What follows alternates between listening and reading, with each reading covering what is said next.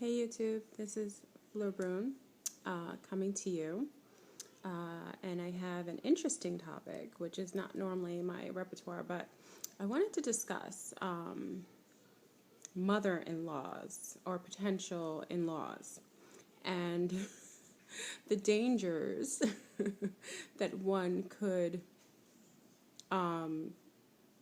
be inflicted by if they are not mindful of picking partners that come from healthy or just happy families. And I'm coming from experience. I was married for quite a few years, and upon dating my ex, I was initially introduced to his mother and his sister. His mother was a single African American woman, and so is his sister. And upon meeting them, I felt they were pleasant and nice. But I remember the first initial thing that this eventually mother-in-law said to me prior, and even though it may have been joking, the first thing she said to me is, "You Latino women keep taking our men."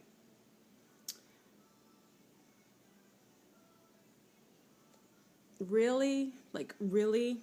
First of all, if anybody knows me, you know I'm Creole, and I come from a French Creole Caribbean background, Martinican and St. Lucian. And yes, we have Panamanians in our family, but for the most part, I am a melanated black woman, and I look a lot like my ex. Sorry, just a little interruption. I look a lot like my ex's family. Not much difference. I'm melanated. I look like a typical black girl. A little different, but for the most part. And that should have been the warning. See the warning?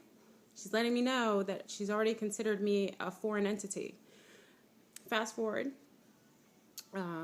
prior to getting married, my in-law was engaging in a 10-year affair with a married man.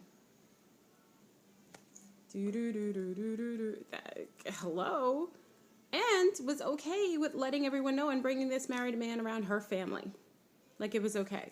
Like it's normal. Like a lack of ethics and morality. Just bringing her lover around her family and letting him engage in her family while she can't sustain a relationship with his. That's another red flag. So I should have ran like lightning. Like zoom. But I didn't, because I loved my mate at the time, and I didn't really see. I was young and didn't really see this as I knew it was an issue, but I didn't think it would be something that would play a part in our relationships. But though my family did, because as far as my family was concerned, if there is a woman that you're marrying into her family and that's the son you're marrying, if she's okay with sustaining an unhealthy, unethical, moral relationship and partaking in the blasphemer of someone else's family, or sustaining a relationship, having an affair with someone else's husband, she will never sustain a healthy relationship or maintain or project or support that within your union with her son, which held true later. So fast forward, got married, and she turned into the devil as soon as we were married. And I come from really simple island people, really sweet. And I just try to respect my elders and be as, supporting and loving and giving to my in-laws when they came over our house. And they just were highly disrespectful. And I felt like because they weren't sustaining healthy relationships with males themselves or weren't married, they could not support their sibling or son being and having a healthy relationship. So I felt like they always made it a point to intrude in the relationship. They felt threatened that I was some sort of foreign entity, and because I was always very polite and nice, my mother-in-law used to just say some egregious things. She was disrespectful. I mean, it went so far as like she's in my house and she's trying on my panties. I'm serious. This is the madness. and, thought I was coming on to her married boyfriend, and I'm married to her son. I mean, you know, just a lot of just egregious behavior. So all this to say, I just want to put it, I just want to have a conversation about in-laws, and anybody who's thinking about marrying into a family that they have, like, obviously have red flags on the jump. I'm just telling you that if you're having that previous to the engagement or the marriage to someone that you're having strong feelings for, love, and you're thinking about getting married, I would really think twice about getting involved in a family that has a lot of issues on the onset of the relationship. And, though you think that your love can sustain and maintain itself with that kind of dissemination around you, I'm letting you know, because I'm no longer with my mate, and it was primarily due to the mother-in-law issues, a lack of respect, jealousy. She had an unhealthy relationship with my husband, very possessive, jealous. For what reason, I don't know. I'm a young girl and she's an older woman, and she almost made me feel like it was another female vying for my husband. Like he didn't feel comfortable kissing me or hugging me in front of her. I mean, it was really weird. I questioned their relationship. When I had children, it was just another, they felt jealous, and the sister-in-law as well. I mean, it was just like venomous women coming after me. And I think, I'm so much happier that I'm not in a relationship with him because of that element. And I could never go back to him because of them, because I feel like I have more peace of mind. But I'm just letting anyone know there's a warning. If you're getting these feelings and this reaction from your potential in-laws or a partner's family, I'm letting you know it does not get any better. And all it can do is get worse, especially if he's really into you and he's displaying that, depending on the dynamics of himself with the family. But I felt like I had a monster-in-law, and I had a sister monster-in-law, and on the breakup of the relationship, I mean, they had a lot to do with that. I mean, just as far as getting involved, getting in his ear, and my husband wasn't able to maintain, a healthy boundary with these women in his life. And though he loved me and still does love me, it was too much, too overwhelming for any relationship, especially a relationship to people of color in this day and age, to maintain a healthy relationship when you have that kind of dissemination. I mean, the environment is not cohesive to people of color maintaining loving, lasting relationships. And once you have that kind of war going on in the family, could it be cultural? No. I mean, I was raised pretty close to him in New York, and we were raised near each other. We had a lot of the same music loves and likes. I mean, we looked alike.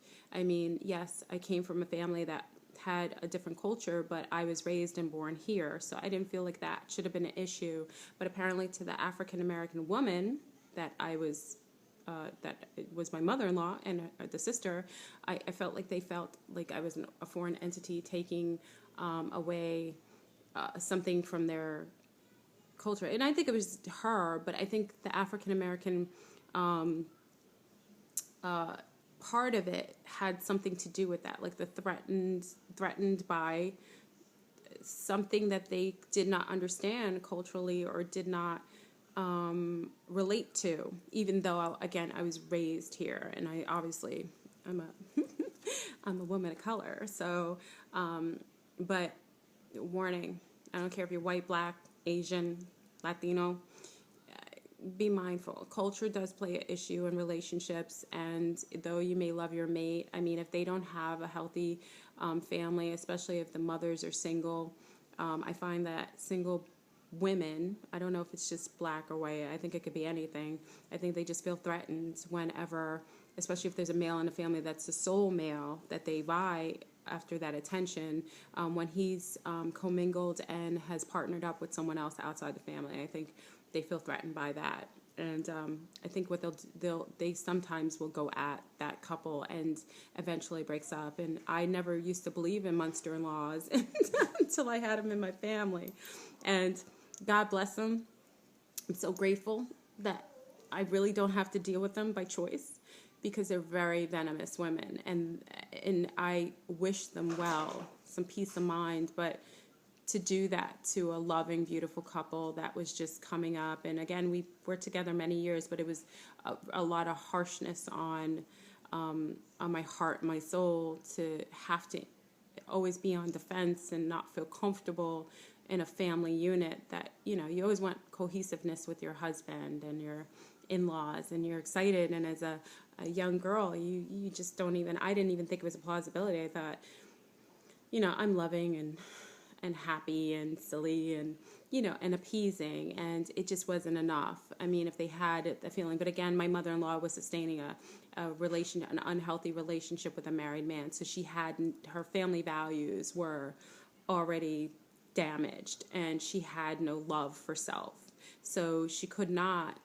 love or support a union that was something that she was degrading in her own life.